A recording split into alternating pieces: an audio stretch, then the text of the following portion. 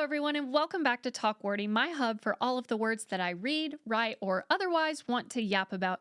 Today, we are going to get hardcore into the yapping category of this podcast, and we are going to be talking about this book, People We Meet on Vacation by Emily Henry. More specifically, we are going to be talking about both the book and the movie and analyzing some key differences that I picked up on.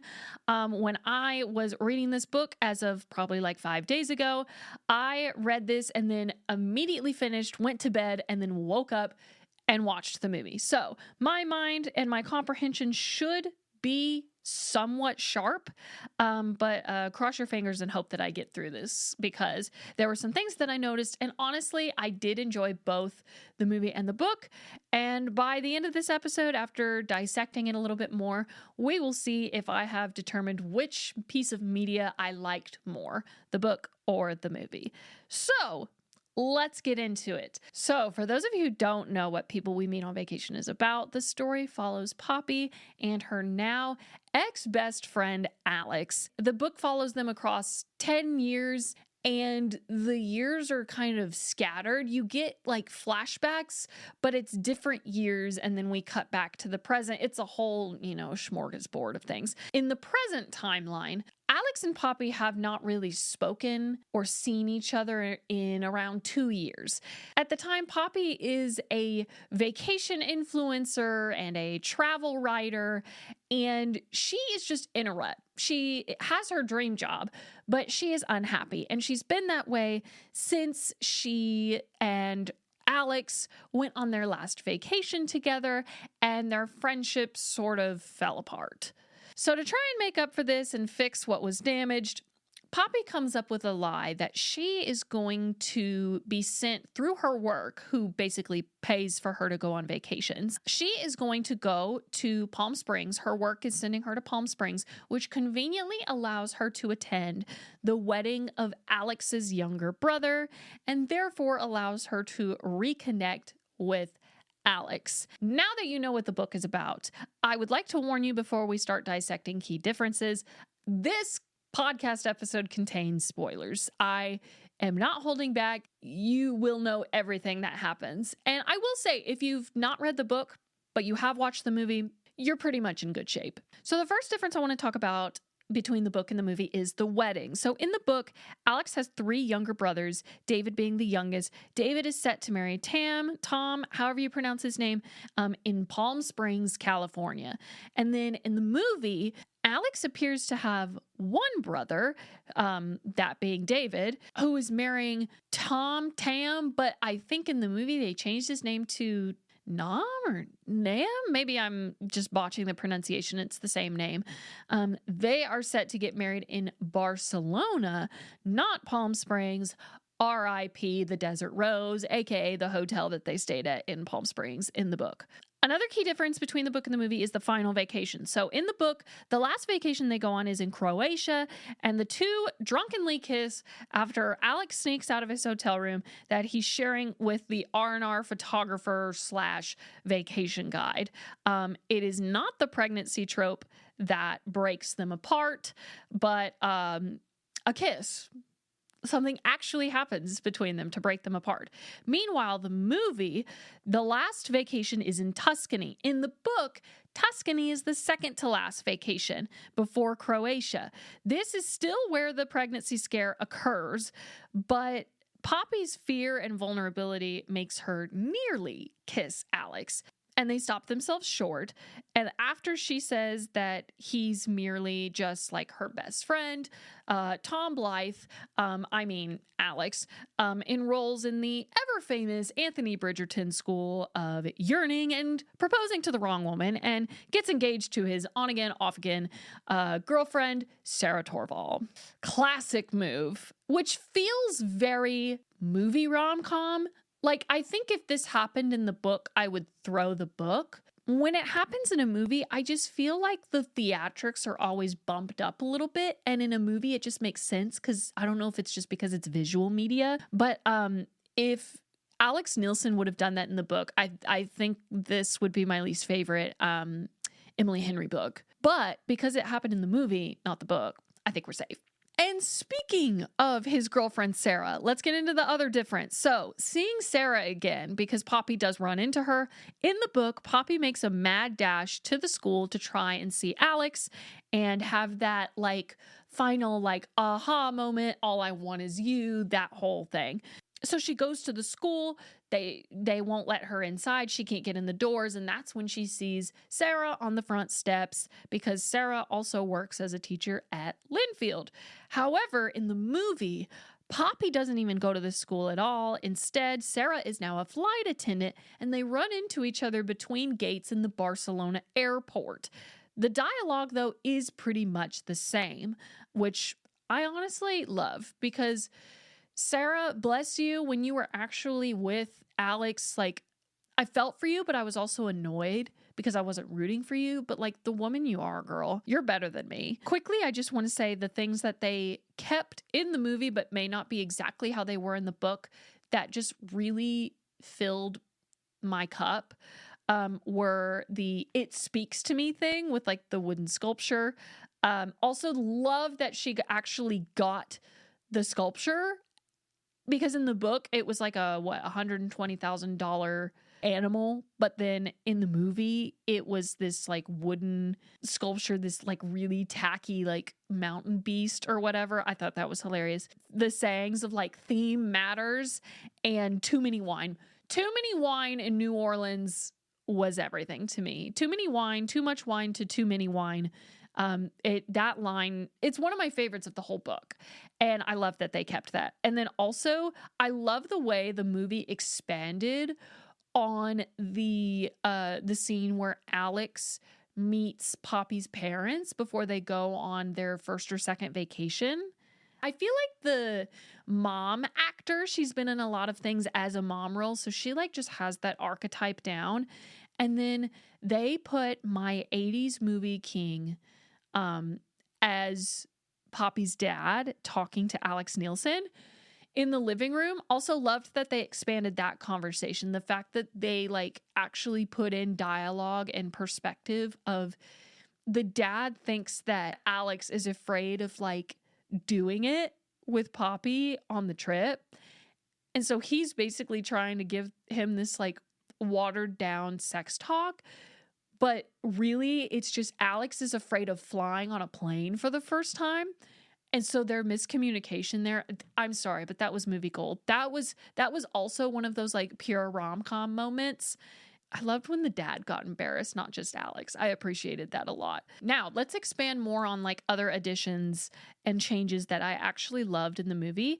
And number one for me is going to be the way that they added to the concept of Vacation Alex. So we talk about Vacation Poppy and Vacation Alex in the books, but we don't like see like an isolated moment of Vacation Alex. And so they added one into the movie, and it was him going skinny dipping with all of the people in the mountainside, like all of the people in the camp that were like probably doped up on pot or whatever, and having his clothes washed away in the sea. That was so funny. I loved him having to like interrupt Poppy and Buck in the tent and put on Poppy's romper because he had no clothes anymore. That was priceless to me.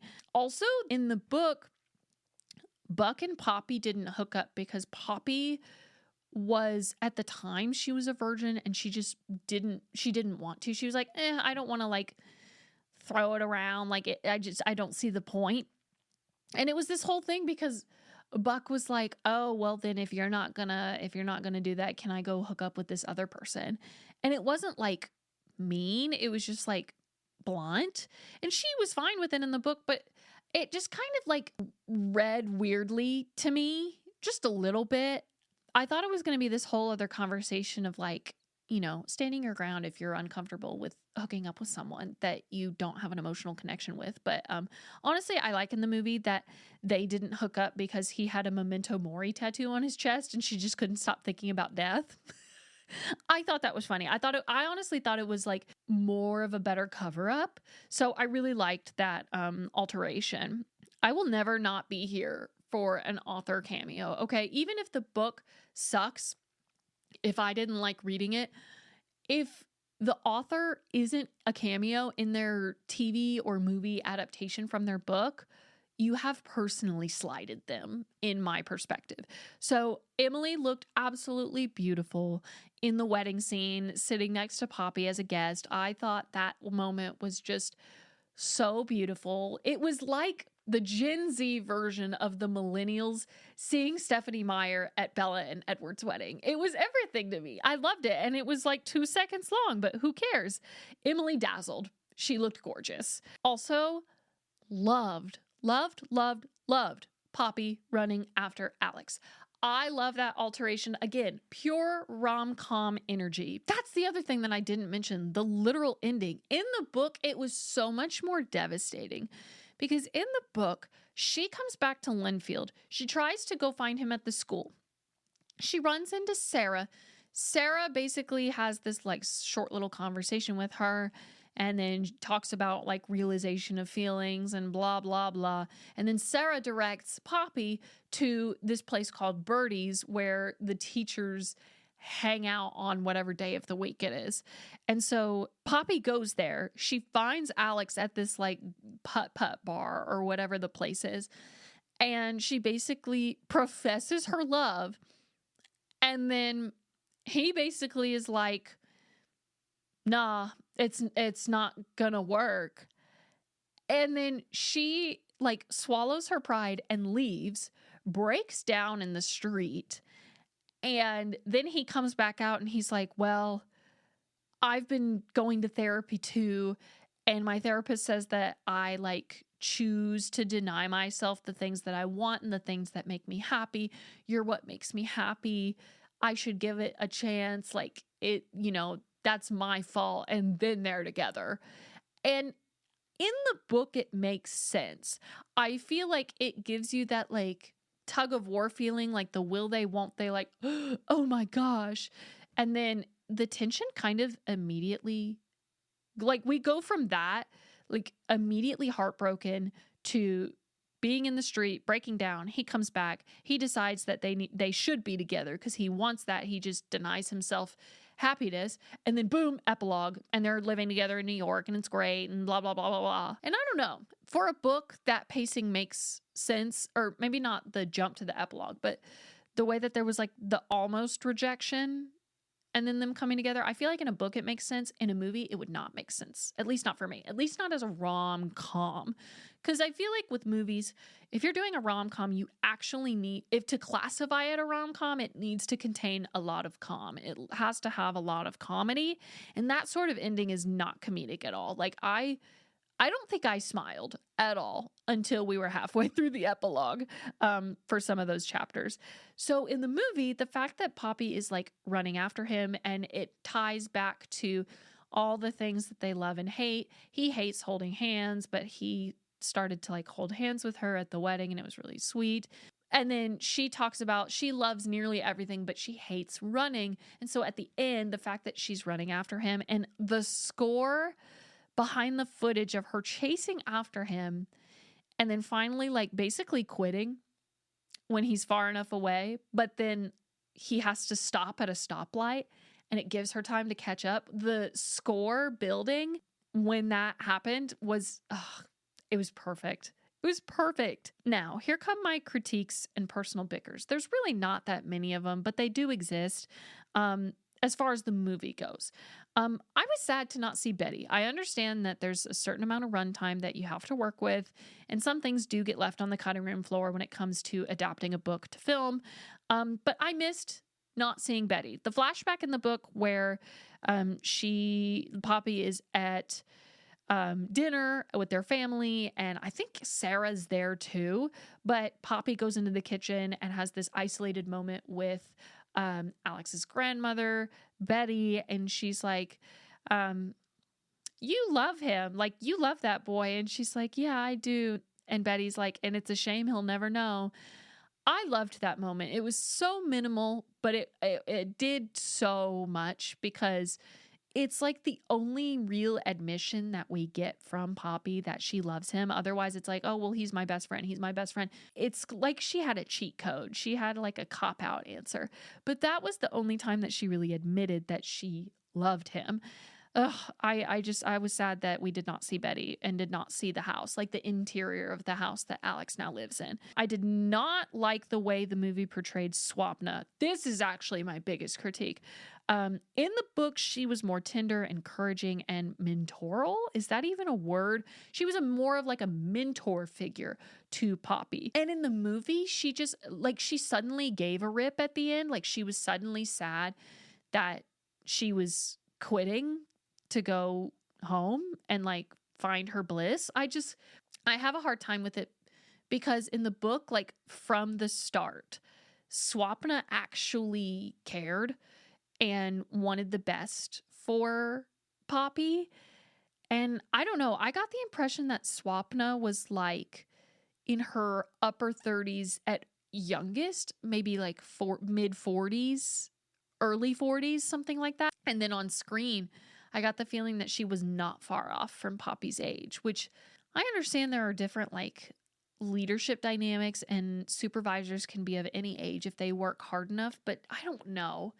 They were close enough in age to be buddy-buddy, but Swapna didn't act like she was buddy-buddy, like she was pressuring. And, you know, I didn't like Swapna in the movie.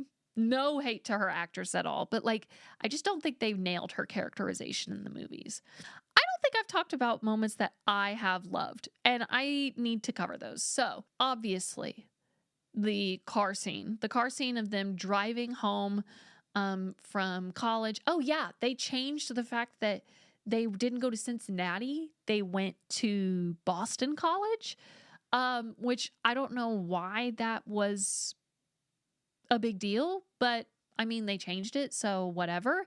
Loved the scene. The traffic thing, spilling the entire burrito on his passenger side dashboard. Love, love, love the integration of the music. So like when she's at the airport and she's singing really loud. Also, soundtrack eats. Love the incorporation of Forever Your Girl. I love when a book mentions that somebody's jamming out to a song. Like the whole thing about the I hate the saxophone. Alex being like, when does saxophone ever add value positively to a song? That whole thing, I was actually thinking it was a different song. Like I love Careless Whisper, okay? And so when he was like, what song does a saxophone add positive value to? And immediately my answer was Careless Whisper. And then she started playing Forever Your Girl, and I realized just how much saxophone was in that song. And I was like, oh, he makes a point. Alex has a point here. But I love that through line of using the song in the beginning, and then all those years later when they're in New Orleans and they dance at that little club and they're being fake newlyweds, knowing in interviews that Emily Bader is not a dancer, like she's really bad at dancing, and then Tom was over there just cutting a rug. Loved that. Also did not like when Julian showed up in New Orleans. I don't think that happened in the book, but also again, my comprehension fades day by day. I didn't like that. Like I understand it added angst to the movie, but I hated that. I hated it. I think that covers just about everything in the movie that like I adored. So with that being said, it's time that I decide if I liked the book or if I liked the movie more. And dare I say it, folks, it's got to be the book.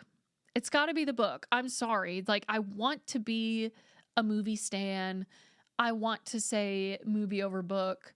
I think it's only been the case for me one time that I liked the movie more than the book. And I won't say what because you guys will probably stone me. But I think I'm going to have to go with the book for this one. Book wins over the movie just because look how thick this book is. A script is not this long. One page of a script equates to 1 minute. And I don't know if you've checked the runtime on that movie, but if I crack open this book and look how many pages it is, this book is 361 pages. And that's like a full page of text, whereas a movie script has like setting descriptions and dialogue tags. You know how a script looks compared to a book page.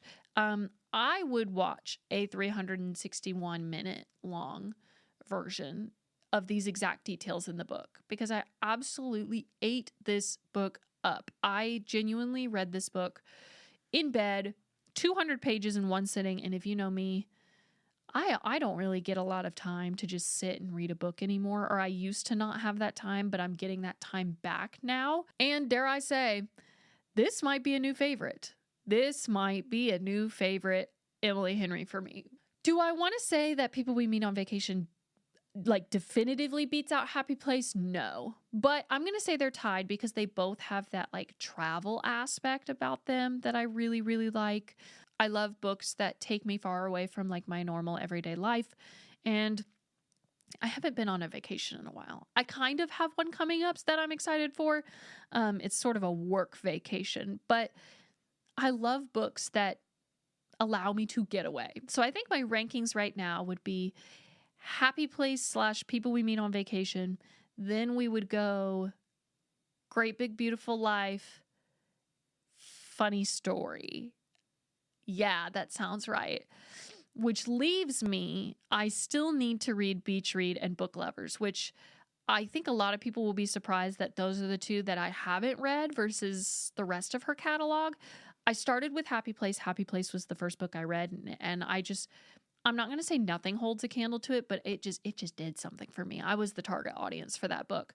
Then I read Funny Story, then Great Big Beautiful Life. Then we circled back around to this so that I could read this before the movie came out. And now I need to read Beach Read or Book Lovers. And I don't know which one I'm going to start. I'll read one of the books first. I just don't know which one it's going to be.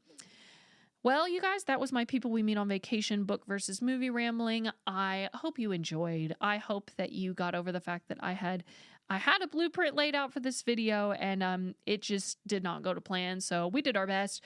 I loved this book. If you haven't read this book, even if you've watched the movie, I really encourage you to read the book. There's so many other like really tender moments that you get a lot more context on that was only like glazed over in the movie. In the movie, a lot of things that hold deep meaning and like are repeated as a motif, they're almost like Easter eggs in the movie, which you wouldn't know that they're Easter eggs unless you had read the book. So I encourage you to go read the book. I know I've spoiled a lot of it for you, but you should still read it anyway because it's really good. And it actually blows my mind that a lot of people put this as their least favorite Emily Henry book. Can't be the case here. I don't understand it. Thanks again for listening, you guys. And until next time, I will see you in the next one.